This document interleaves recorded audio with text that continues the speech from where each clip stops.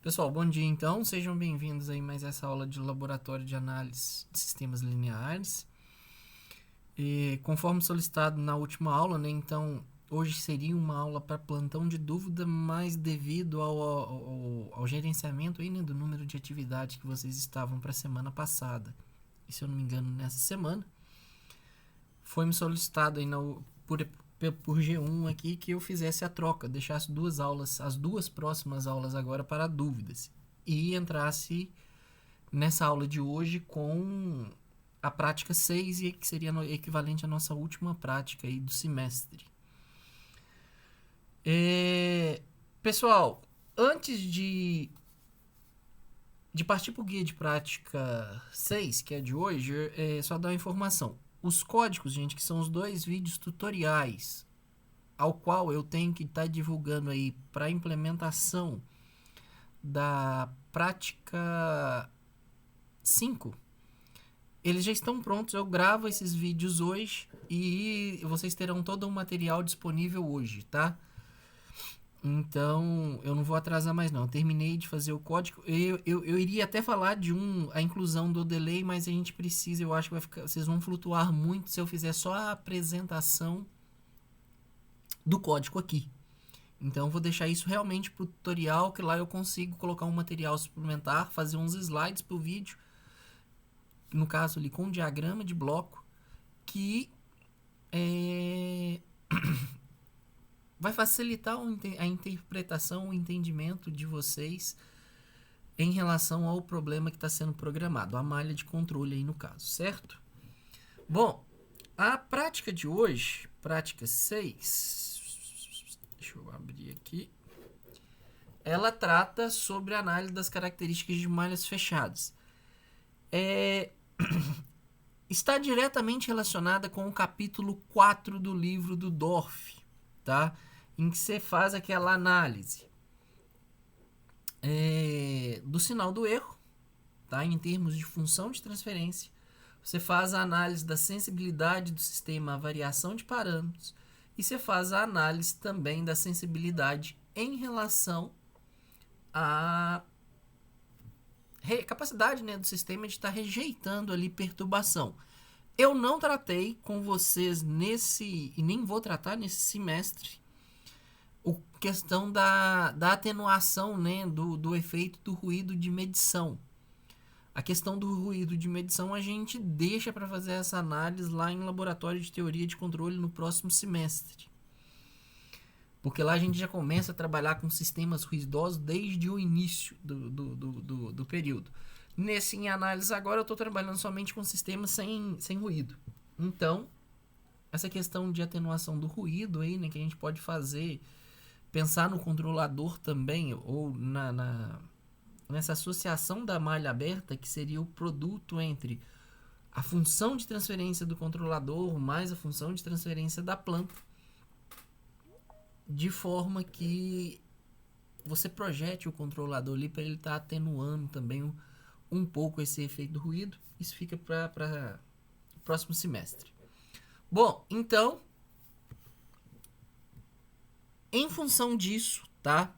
Em função disso, nós temos aqui no diagrama da figura 1 que está sendo plotada aí uma malha de controle simplificada em relação àquela apresentada no livro do Dorff. Por quê? Eu entro com a referência do sistema, eu entro com um sinal de perturbação aqui de entrada, uma perturbação de entrada, e eu não entrei então com o ruído, tá? Que o ruído de medição ele estaria entre a minha saída y de R e a função do meu sensor, que é a função de transferência do sensor. Considerando a função de transferência do sensor unitária, como é o caso que o livro do Dorff trata, a gente teria simplesmente um somatório aqui em que a saída do sistema, né, y de S, ela seria adicionado a essa saída, então, na realimentação, o ruído do sistema aí. Bom, então, qual que é o nosso objetivo? Fazer a análise do sinal do erro, fazer a análise do sistema em relação à variação de parâmetros. Alguns conceitos e definições são importantes e vão ser solicitadas aí ao longo desse guia de prática. O que nós temos? Primeiro, o erro, né, a análise do sinal do erro, quem que é o erro? O erro, ele é pra gente, a função de transferência, no caso, a diferença entre a minha referência e a saída do sistema. Então, o erro ele vem dessa resposta que a gente tem aqui no diagrama. A realimentação negativa da minha saída do sistema. Aqui eu tenho a operação, o R de S menos a minha saída do sistema. Então, eu tenho a função no espaço da frequência para o erro de rastreamento ou de regulação, seja ele qual for aqui, tá? Bom,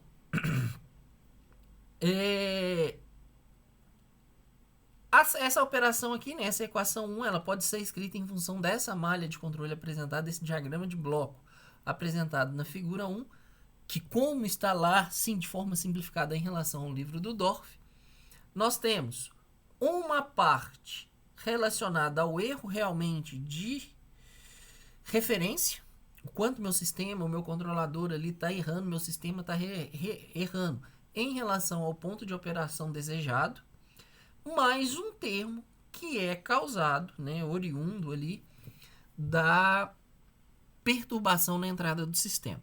Então, basicamente, a gente tem essa função 2. A partir dessa função 2, começam a surgir conceitos para mim. Por quê? O objetivo nosso de controle é reduzir esse erro de rastreamento. Então, eu quero minimizar esse E de S. Eu quero fazer com que o E de S ele tenda a zero o mais rápido possível. Esse é o objetivo do controle. Bom, então um termo interessante para se olhar é esse ganho de malha, que é justamente o produto entre a função de transferência do controlador e a função de transferência do sistema. Então, aquele modelo local linear ali, que foi em torno do ponto de operação, o produto entre essas duas funções de transferência resulta para a gente no ganho de malha. Qual que é o objetivo? Ter um ganho de malha grande, porque uma vez que eu tenho um ganho de malha grande, que seria esse produto aqui, né? Uma vez que esse produto ele é grande, 1 dividido por algo grande vai dar algo pequeno, que vezes R de S vai dar praticamente zero. E do mesmo jeito, se isso aqui também eu tenho esse valor grande no denominador, dividindo pelo meu numerador, eu tenho um efeito pequeno da perturbação na minha malha fechada. Então, eu consigo fazer a atenuação tanto da perturbação quanto do erro em si ali desse erro, né, da referência. Bom, a partir então do ganho de malha, define-se lá o que é a função de sensitividade, né, que é a capacidade ali do sistema de estar rejeitando esse erro de segmento de trajetória, de rastreamento. E a função sensitividade é justamente esse primeiro termo que a gente tem aqui. Então, a gente tem L, na verdade, 1 sobre 1 mais a função do controlador mais a função de transferência da planta, que multiplica a função de referência ali do rastreamento. E do lado de cá, nós temos, nesse segundo termo, L que multiplica a planta que multiplica a entrada. No caso ali, a entrada sendo a perturbação de entrada do sistema, que é a função sensitividade. Na verdade, não. Na verdade, a função sensitividade complementar, ela é quando eu tenho o ganho dividido pela denominador da malha fechada do ganho ali, né? Vamos dizer assim, que seria esse 1 mais L de S aqui. Bom, de uma forma geral, eu voltei aqui com a equação de erro apresentada no livro do Dorff, em que, obviamente, a gente pode fazer uma análise dessa equação. E o que a gente quer? A gente quer reduzir ao máximo tanto o efeito de S da função sensitividade como da função sensitividade complementar. Por quê? Se isso é pequeno, esse resultado é pequeno. Se S é pequeno, eu consigo mitigar e reduzir os efeitos da minha perturbação. E se a função sensitividade complementar ela é pequena, eu consigo atenuar o efeito de ruído na minha malha fechada. Então ele funciona, vamos dizer aqui, mais ou menos, ele tem uma certa característica aqui como filtro, tá? Então o meu controlador, além de fechar a malha, ele também apresenta algumas características de filtro.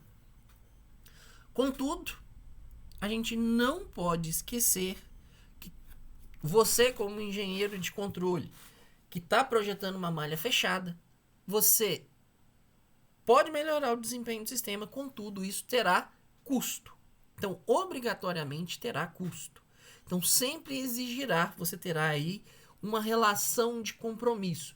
E a relação de compromisso atrelado a esse erro de rastreamento está na relação de que a função de sensitividade mais a função de sensitividade complementar, a soma das duas ali vai resultar em 1. Ou seja, ou você atenua o erro de rastreamento, atenua o efeito da perturbação, ou você dedica o controle a atenuar o efeito de ruído. Fazer as duas coisas juntas, você pode até fazer, mas você não vai fazer da melhor forma, de forma individual, uma ou outra escolha. Então você tem que ponderar aí o que você prefere, o que você deseja privilegiar na malha de controle. Então você pode privilegiar a atenuação de perturbação, com isso você vai estar perdendo a atenuação de ruído, e assim também como você vai estar atenuando, né, o erro de regime, o erro de rastreamento. Bom, então essas são as equações que a gente tem para estar analisando a sensitividade da minha malha fechada em relação ao erro de rastreamento. Também posso fazer análise em relação à sensibilidade do sistema variação de parâmetros. Nós vimos isso daqui, aliás, isso está para ser visto no Guia de Prático 5, se eu não me engano, no item 9b, em que eu peço para fazer uma perturbação, que o sistema está sendo controlado, e você vai lá e aumenta o peso da placa no sistema fanplate. Então, ali o que você fez? Você promoveu uma mudança abrupta de uma massa que é um parâmetro físico do seu modelo, do seu sistema. Então, isso a gente proporcionou naquele caso, né, da prática 5, uma mudança abrupta. Você vai ter sistemas em que essa mudança abrupta acontece. Por exemplo, é o caso vamos falar aí de um controle de velocidade de um carro. Esse controle de velocidade do carro, a mudança ela é abrupta. Porque você pode ter um carro com 5 pessoas dentro dele, ou você pode ter um carro só com um motorista. Então você tem essa mudança da massa para o carro de forma abrupta. Tudo bem, a pessoa não vai entrar no carro com o carro em movimento, tá? Mas o seu sinal de controle ali para manter a velocidade do carro, ele vai ter amplitudes completamente distintas para um carro com um motorista e um carro com todos os passageiros que ele comporta. Mas a variação ao longo do tempo dos parâmetros, isso é comum de acontecer. Isso é algo que tem que ser levado em consideração, porque você pode projetar um controlador muito bom para uma situação, mas de forma que aquela situação não é uma situação persistente do seu sistema. Por exemplo, pensa no carro de Fórmula 1. O carro de Fórmula 1, normalmente, ou se eu não me engano, nas regras atuais, ele não pode fazer o procedimento de abastecimento. Então, você só tem um tanque de combustível para terminar a corrida. Ou seja, nas suas primeiras voltas, o peso do seu carro, ele é X. Nas últimas voltas, o peso desse carro, ele é X1. Por quê? Você consumiu todo o combustível. Então, você tem um parâmetro ali que ele está variando no tempo. Então, como que esse controlador seu vai conseguir rejeitar essa variação de parâmetros? E, indiferente o sistema, tá? Para quem for para a indústria e for trabalhar nessa área de controle, todo sistema envelhece. Se o sistema envelhece, os parâmetros físicos do sistema, as características físicas que nós estamos medindo no sistema, serão alterados.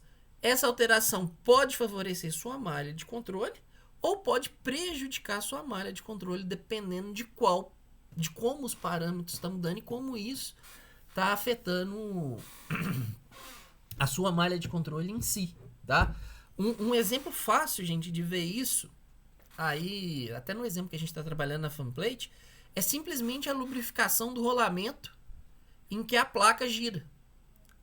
Os rolamentos do eixo de rotação da placa ali, se você chega no laboratório hoje e liga a placa, você vai ver que ela tem uma certa... Você pode fazer uma malha de controle e fechar. O seu sistema vai ter determinada resposta. Se você, num segundo momento, vai lá e lubrifica esses rolamentos, a resistência, o atrito que você tem ali nos rolamentos diminui muito.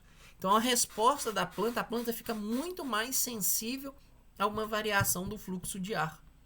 Ela responde muito mais rápido, de maneira muito mais rápida. Então, a sensibilidade do sistema, tá? Ela é dada, em relação a essa variação de parâmetros, ela é dada pelas equações 8 e equação 9. Basicamente, o que você tem? Você tem você está preocupado em saber qual que é a variação da função de transferência do sistema em relação à função de transferência da sua planta. A função de transferência do sistema aqui é da malha fechada, tá, gente? O T de S aqui é da malha fechada. E o G, a malha do seu sistema. Então, essa variação percentual, na verdade, interfere aí nessa questão de rejeição de parâmetros variantes no tempo, vamos dizer assim. Bom, eu não falei isso aqui sobre a rejeição, sobre a questão da capacidade de rejeitar a perturbação, porém, a gente tem algumas atividades aqui para vocês estarem resolvendo, que vai relacionar também com a questão de rejeição à perturbação. Sistema fanplate. Lembrando, a prática 6 ela é uma continuidade da prática 5. Então, resultados que vocês obtiveram na prática 5 serão utilizados para desenvolvimento da prática 6. O que nós vamos usar? Nós vamos partir dos controladores, tá? Tudo que a gente for fazer aqui, a gente vai analisar para o controlador proporcional, para o controlador proporcional integral, obtido unicamente pelo método de Zier-Nichols. Lá vocês vão ter que usar uma segunda técnica. Eu quero que vocês dupliquem essa análise. Então, você só vai utilizar os controladores obtidos por Zier-Nichols. E o que vocês vão estar fazendo? Uma vez que você tem a função de transferência do controlador e vocês têm a função de transferência do sistema, que foi um modelo obtido, se eu não me engano, na prática 3 ou na prática 2, não lembro aqui de cor, vocês vão obter para mim um ganho de malha, as funções, né, do ganho de malha, da sensitividade e da sensitividade complementar para o sistema fanplate. Então, é basicamente aplicar as equações aqui 2, né, 3 e 4. Uma vez que você aplicou 2, 3 e 4, aqui você já tem a resposta do item 1. Agora, uma vez que você está com essas funções, eu gostaria no item 2 que vocês fizessem uma análise comparando esse resultado da função. Então, o que as funções, a partir da análise da função que você obteve, isso reflete e condiz com o resultado que vocês observaram lá na prática? No caso, qual prática? No resultado obtido lá do item 9.A, que é aquela quando você fecha a malha e submete o sistema a seguir aquela sequência de degraus. Então, o que a função, esses resultados da função, se você faz análise da função de sensitividade, se você faz análise do ganho de malha, você faz análise da sensitividade complementar, justifica o resultado que vocês encontraram lá para o controlador proporcional, para o controlador proporcional integral. Aí, para justificar. Então a gente vai pegar o gráfico lá do item 9 para estar analisando. Mas analisando ele agora com base nas equações obtidas aqui no item 1. Use a definição de sensibilidade introduzida na equação 9, que é essa variação aqui, tá certo? Isso também está muito detalhado, está muito mais detalhado, na verdade, né? Até porque é lá no livro do Dorff. Então, o desembolar e a aplicação dessa equação 9 está presente no livro do Dorff. Então, a partir desse conceito, determine as funções de sensibilidade para os controladores proporcional e proporcional integral obtidos pelo método Zierniclos na prática 5. Lembrando, gente, essas funções aqui, o T de S é da malha fechada. Então, acaba que está relacionado com o ganho de malha. Então, vocês têm que levar em consideração o modelo que foi adotado lá para o projeto do controlador. Aí, de novo, de acordo com essas funções, o que a função te diz em relação à rejeição ali de variação dos parâmetros? O resultado observado no item 9.b, que é justamente quando eu proporciono aquela variação abrupta da massa do parâmetro, a minha malha de controle está se comportando conforme era esperado ali no resultado obtido no item 3? Então, é essa associação, é essa análise que eu falo. Olha, as funções aqui de sensibilidade me indicam que isso vai acontecer para o controlador proporcional. E que isso vai acontecer para o controlador proporcional integral. Isso que vocês estão prevendo está acontecendo no resultado da simulação que foi obtido no item 9b. E questão 5. Sabe-se que muitos sistemas de controle na prática estão sujeitos a perturbações. Um sinal de perturbação é um sinal de entrada indesejado que afeta a saída do sistema. Em função disso, é desejável que a malha fechada de controle consiga rejeitar perturbações. Diante dessa situação, desenvolva a equação 5. Então, vocês vão fazer agora para mim um desenvolvimento em que vocês partem da equação 5, considerando R de S e N de S nulas e estabeleça condições para a malha fechada rejeitar perturbações. Então, de novo, vocês vão obter funções e como que essa função fala para mim que o controlador proporcional integral ou que o controlador proporcional consegue rejeitar perturbações. Essas condições para rejeição de perturbação obtidas no item 5 são atendidas para as malhas de controle quando você faz ali o controle proporcional integral? Justifique. Justificou. Vocês vão fazer o sistema dar duas perturbações nele. Uma a um impulso e outra uma entrada degrau, cuja entrada desse degrau ele é de 0,25. Então, em vez de dar um degrau unitário, vocês vão dar um degrau de 25% ali simplesmente, né, do degrau, de 0,25 em amplitude. Comenta cada linha do código para mim para entregar junto com o relatório. Turma, aberto para perguntas sobre a prática de hoje. Alguma dúvida? Algum questionamento?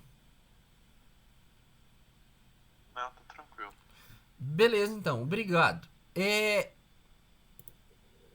Então, pessoal, a prática de hoje ela é isso. Ela é complementar a atividade da prática 5. A prática 5, uma parte, quem conseguiu, né, tempo aí para poder mexer com ela, já deve ter feito uma parte da atividade 5.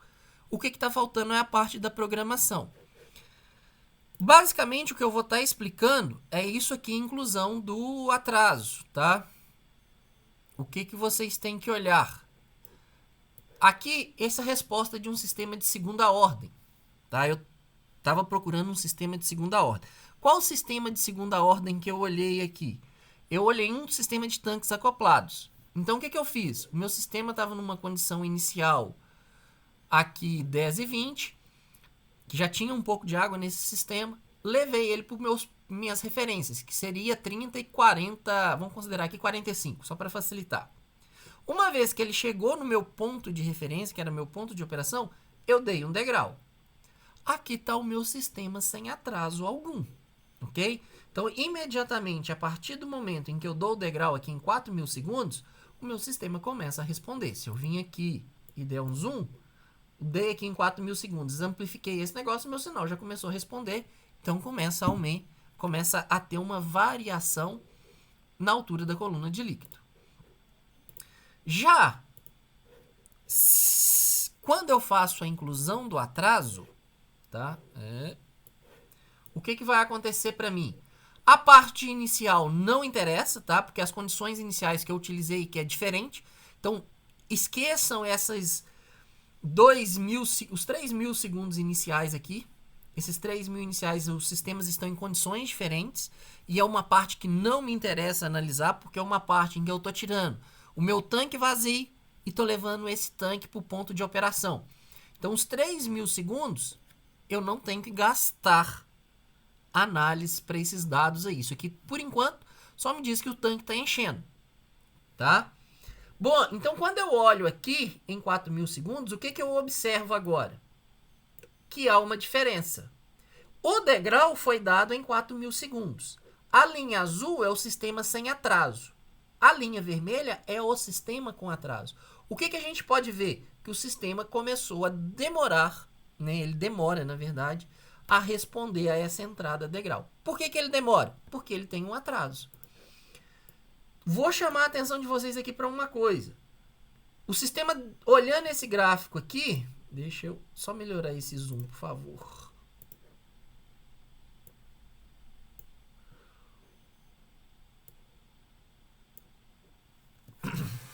Olhando esse gráfico aqui, vocês chutariam que o atraso aqui ele é de quantos segundos? Quanto tempo que demorou para o sistema, considerando que o degrau foi dado no instante 4.000 segundos? Qual é o atraso aqui do sistema? Quanto tempo ele demorou para começar a responder? Uns 30 segundos. Ô, Lucas, por que a linha azul começa a subir antes de 4.000 segundos? É porque o sistema ele tá tendo uma oscilação ali na simulação, Anderson. Então você pegou uma fase positiva dessa oscilação. O sistema está oscilando em torno do ponto de operação. Entendi. É por esse motivo. Quem falou aí para mim uns 30 segundos? Eu cheguei a falar 30 segundos. Acho que outra pessoa também falou. Eduardo, né? Beleza. Então, gente, seria olhando essa resposta gráfica aqui, o Eduardo e a outra pessoa que eu não acompanhei aqui na tela, seria realmente isso. Então, eu teria um atraso aqui nesse sistema de aproximadamente 30 segundos. Qual é o problema? O que vocês têm que tomar cuidado? O atraso desse sistema aqui que eu tinha colocado, ele era um atraso de 20 segundos. Então, como, Lucas, que você está vendo, a gente está vendo aqui um atraso de 30 segundos. E realmente, o atraso por esse gráfico ele é de 30 segundos. O problema está aqui, ó. Vou trocar de páginas e vou mostrar onde que isso está no código. Deixa eu descer, desceu. Aqui, ó. O que eu estou fazendo nesse trecho de linha de código comentado? Eu estou fazendo uma aproximação do atraso. Então, lá de métodos numéricos, a gente sabe que quanto maior é a ordem de uma função, mais próximo essa minha função aproxima dos meus dados reais.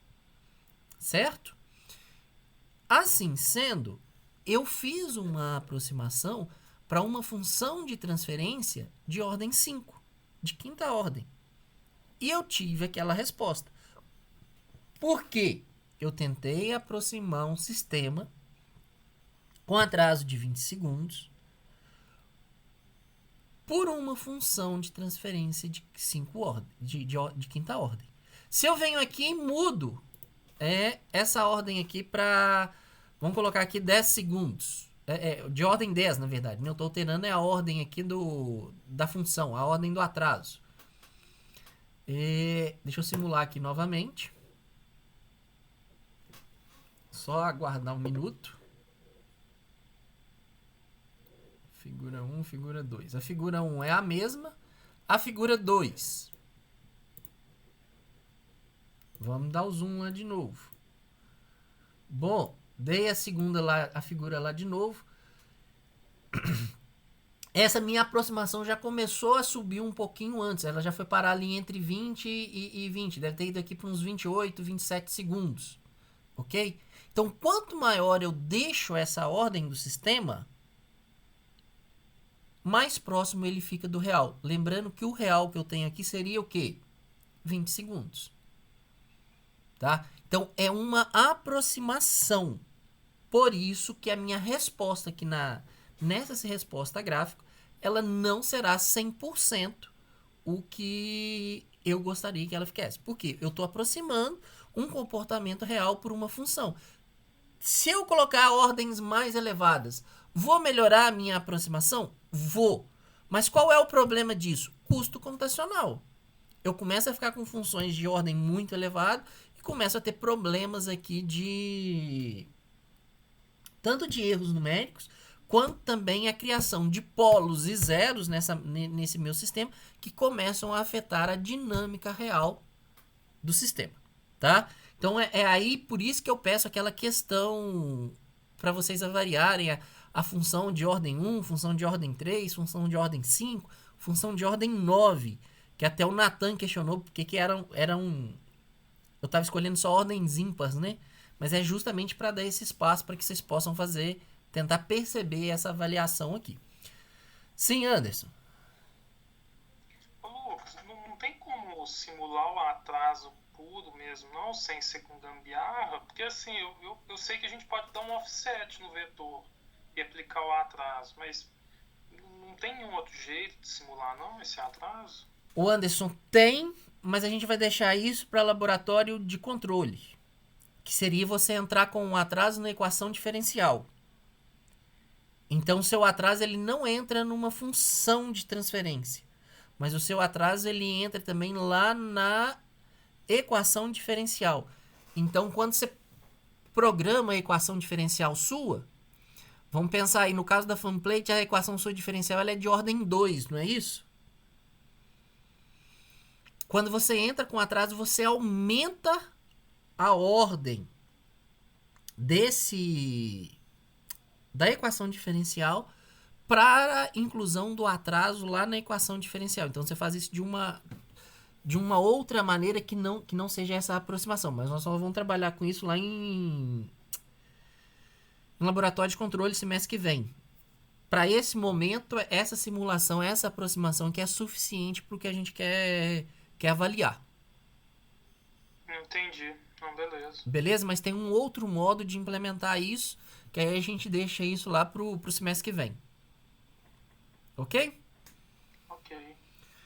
Turma, eu vou fazer um vídeo explicando agora a parte da programação, que é o uso dessa função TF2IO, depois essa Interconnect Systems, que é o que você faz para abrir a malha. Vou mudar algumas nomenclaturas que eu usei aqui para facilitar o entendimento de vocês, porque o tutorial é justamente sobre essa programação, como que você programa aqui a malha de controle, ok? Então eu entro com um diagrama de blocos, o desenho, e vou relacionar esse diagrama de blocos com esses dois comandos que eu dei aqui, o TF2IO e o Interconnect Systems. Lembrando que são essas duas funções para se fechar a malha do controlador também. A única coisa que muda é justamente como que você faz as conexões entre os blocos. Tranquilo? Aí eu disponibilizo isso para vocês, gente, hoje à tarde. Eu peço desculpa aí, mas a última semana também foi meio tumultuada. E eu estava tentando achar um problema de ordem maior, não um sistema só de primeira ordem. Porque vocês estão trabalhando com sistema de segunda ordem. Então eu busquei aqui um sistema, estava pesquisando. Gastei um tempo significativo aí tentando achar um sistema com as características que a gente precisava para poder fazer isso. Essa implementação. Por isso que eu demorei um pouco mais para entregar esses dois tutoriais aí que eu fiquei de mandar na aula de semana passada. Tá ok? Essa semana aí, só para fechar, o trabalho já está pronto, tá? O trabalho final. Eu só estou verificando uma última questão na simulação do sistema. Eu já até programei, já modelei, já programei o sistema. junto com o Walter e junto com o Raoni, para então ver se não vai dar nenhum problema para poder passar o trabalho para vocês. Ok? Então, o trabalho final aí de laboratório de análise, de fenômeno de transporte, de análise, teoria, né? Chega essa semana aí para vocês no Teams. Tranquilo? Bom, essa semana também eu pretendo devolver o relatório 2, né? Vocês me entregaram aí, eu tentar fazer isso até sexta. Eu vou trabalhar para ver se eu consigo finalizar essa correção do relatório 2 até sexta. No mais, turma, se ninguém tiver dúvida, então, a aula de hoje aqui está encerrada. E lembrando que agora as 2 próximas aulas são aulas de dúvidas, ou seja, vocês precisam implementar a prática 4, a prática 5 e a prática 6, para que a gente tenha algo para discutir aí nas 2 próximas semanas. Combinado? Gente, um abraço então, boa semana, qualquer coisa me procure, caso vocês tenham alguma dúvida. Valeu, professor. Até mais. Ô, Nathan, se você puder ficar um minutinho aí no Teams pra gente trocar uma ideia em particular. No mais, gente, a aula tá encerrada aqui. Valeu, obrigado a todos.